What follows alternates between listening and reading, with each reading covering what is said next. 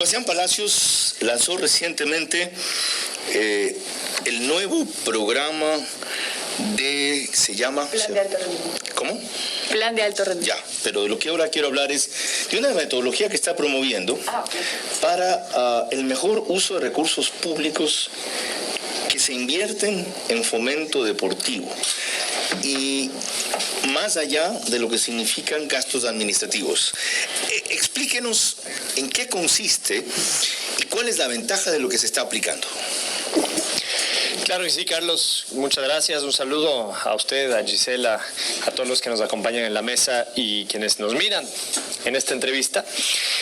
Esto nace, Carlos, de entender que casi el 80% del presupuesto que tiene el Ministerio del Deporte lo transfiere a las organizaciones deportivas en el país. ¿Cuántas organizaciones deportivas son? Casi 600. Y su objetivo era que lleguen directamente a los deportistas. El objetivo es que primero se distribuya bien el recurso, porque cuando nosotros llegamos al Ministerio del Deporte vimos que no existía un modelo que asegure una distribución equitativa y justa de esos recursos. Entonces hay distorsiones de federaciones que reciben mucho y otras que hacen un buen trabajo pero recibiendo pocos recursos. Entonces, si decimos que casi el 80% de los recursos del presupuesto que tiene el Ministerio se transfiere para la función, para la gestión de las organizaciones deportivas, y cuando hablamos de organizaciones deportivas, ¿de quién hablamos? Porque a veces se pregunta eso la gente. Antes de eso, sí, casi 80% del presupuesto, para sacar una cifra. Son 48 millones. Ok, eso significa que 332, 35 van directamente a las organizaciones deportivas. Nosotros transferimos casi 48 millones de dólares a las organizaciones deportivas. O sea que el presupuesto de ustedes es 60 millones. 62. 62. Y con esa diferencia de 14 millones, ¿qué hacen? Y con la diferencia son proyectos propios del Ministerio del Deporte, es decir, proyectos que los ejecutamos directamente y no a través de las organizaciones. Lo que va a los deportistas entonces sale de esos 14 restantes. De lo que queda. De lo que les queda a ustedes, no de los 48 que les mandan a las 600 organizaciones. Lo que damos a los deportistas como incentivos o como sueldos mensuales a los deportistas del alto rendimiento, eso sale de un presupuesto aparte. ¿Ya? Lo que les entregamos a las organizaciones deportivas, ¿en qué se invierte? Y por eso es que yo iba a hablar de cuáles son estas organizaciones. Ya ¿no? voy a eso, pero antes quiero entender bien. Okay. 62 es el presupuesto del ministerio. 48 van a las organizaciones deportivas. De los 14 que quedan, dice usted que no les dan a las asignaciones directas a los deportistas, sino eso sale de un presupuesto aparte. No, de los 14 sale. Ajá. Peor todavía, pues. ¿Cuánto de los 14 más o menos van directamente a ellos? Para que ustedes tengan una idea, año a año 3 millones entregamos en pensiones vitalicias a glorias del deporte, 3 millones de dólares, y aproximadamente 2 millones para sueldos, para estos incentivos o estímulos que se entregan a los deportistas de alto rendimiento. Aproximadamente en el nuevo plan de alto rendimiento ascienden a 429 deportistas. Ok, estamos aclarando las cosas. Ahora sí, volvamos a las 600 Perfecto. Organizaciones. Entonces, ¿quiénes son? Empezamos hablando de clubes, hablamos de ligas barriales, de ligas cantonales, federaciones provinciales como Fede Guayas, como la Concentración Deportiva de Pichincha, Federación de Manabí, etcétera, las 24 provinciales. Y después tenemos a las federaciones ecuatorianas, ¿no? Las federaciones por deporte, ciclismo, atletismo, béisbol, natación, etcétera, Comité Olímpico y Comité Paralímpico. Estas son instituciones privadas ante la ley, tienen autonomía, pero reciben recursos públicos, porque así lo faculta la ley del deporte. Entonces, al analizar que gran parte del presupuesto va a la gestión de las organizaciones deportivas, ¿y en qué lo usan? Bueno, lo usan en implementos deportivos, lo usan para pagar bonos a sus deportistas, para viáticos cuando salen fuera de sus provincias o del país, para pagar entrenadores. En eso se ¿Les usa el rinden presupuesto. cuenta a ustedes? Nos rinden cuentas, por supuesto, porque son recursos públicos. ¿Auditan ustedes eso? O sea, una cosa es recibir el informe, otra cosa es poder tener algún tipo de contraloría sobre el informe. Ajá.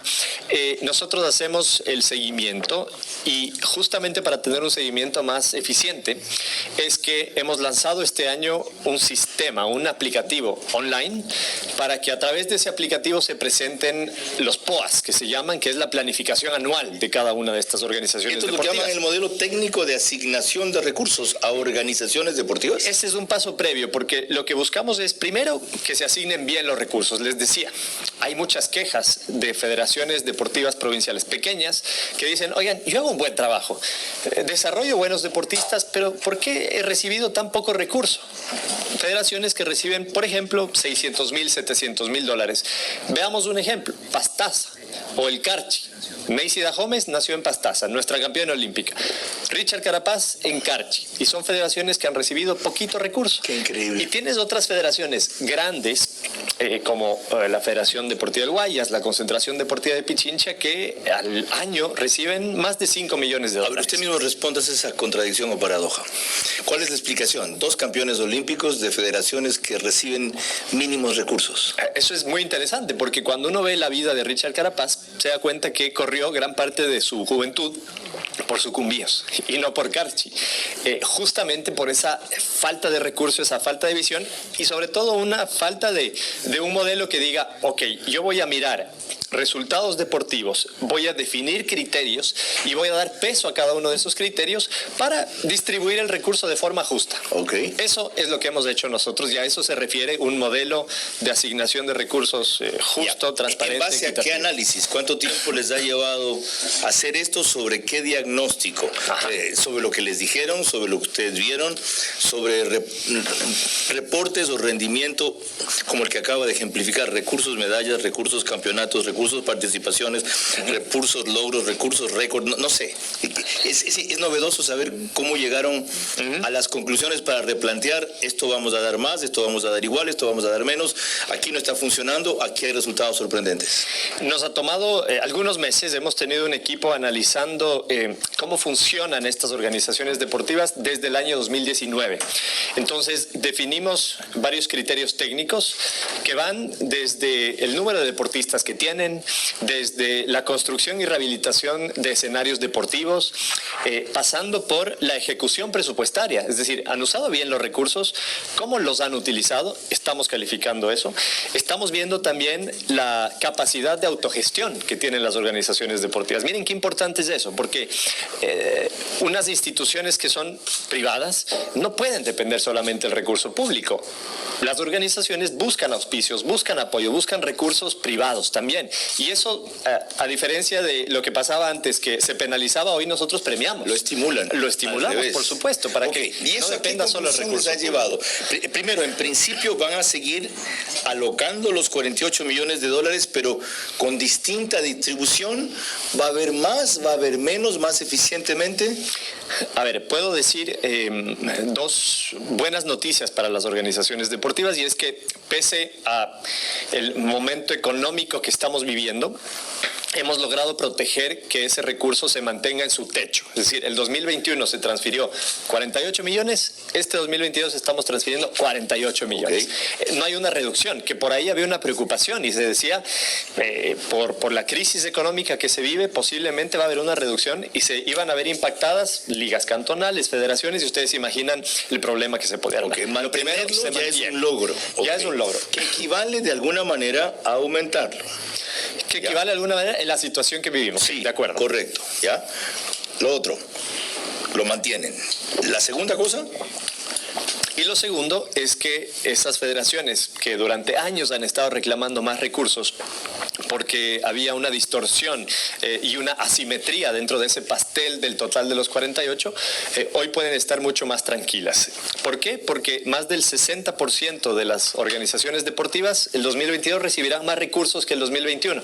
Sí, es verdad, algunas recibirán menos, pero ahora tenemos una explicación del por qué recibe menos. Ya no va a ser, no es que se nos ocurrió, es que nos caía bien un dirigente o mal, sino hay una está claro el modelo. Ya. Exactamente. Y en ese caso, en el caso de disminución de recursos, que va con una explicación que también es de alguna manera una amonestación, ¿hay algún acompañamiento para que sean a futuro ineficientes, para que tengan una mejor utilización de lo que se les asigna? Y ahí vamos al siguiente paso, porque entonces lo primero que se asignen bien los recursos y lo segundo es que se usen bien esos recursos. Y usted mencionaba, Carlos, en el inicio, que lleguen a los deportistas, que no se queden en gastos administrativos, y eso está muy bien, porque ha pasado que organizaciones deportivas que se han acostumbrado a manejarse solamente con recurso público usan en su mayoría ese recurso en gastos administrativos, es decir, en sueldos, en pagos de arriendos, en internet, en servicios básicos. Y el deportista dice, hey, aquí estoy, a mí, ¿cuándo me toca presupuesto? Y le dicen, sí, a ti te tocará un 15% del presupuesto. Eso evidentemente no está bien. Entonces, el Ministerio del Deporte, yo diría y resumiría en tres cosas. Primero, el modelo de asignación, que creo que ha quedado claro. Segundo, unos lineamientos que hemos planteado a las organizaciones deportivas, diciéndoles claramente en qué sí se puede utilizar el recurso, sobre todo en el fomento deportivo, y en que lamentablemente no se va a poder utilizar el recurso público, que es el recurso de todos los ecuatorianos, ¿no es cierto? Y lo tercero, el sistema que nos permite hacer un seguimiento mucho más preciso. Entonces, antes había una pila de documentos que había que revisar para ver cómo eran los POAs y cómo era la planificación, y complicado obviamente. Hoy tenemos un sistema que permite agilidad en la revisión y agilidad también en el seguimiento. Mire, esto que viene no es indirecta contra usted. Se llama palabras, por ese caso. Cuando usted era una anciana,